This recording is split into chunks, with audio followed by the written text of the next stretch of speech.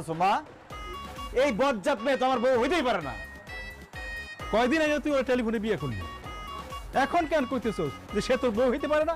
আব্বা সে আমার বউ কিভাবে হয়?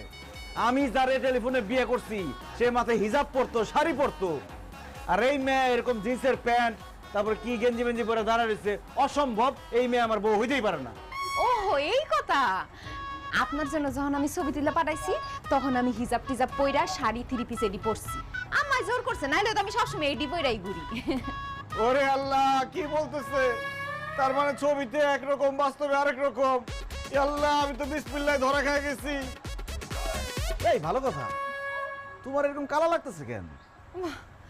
আমার গায়ের রং তো হালকা ডিপ, এর জন্য আমার কালো লাগতেছে। তোমার গায়ের রং কালা মানে?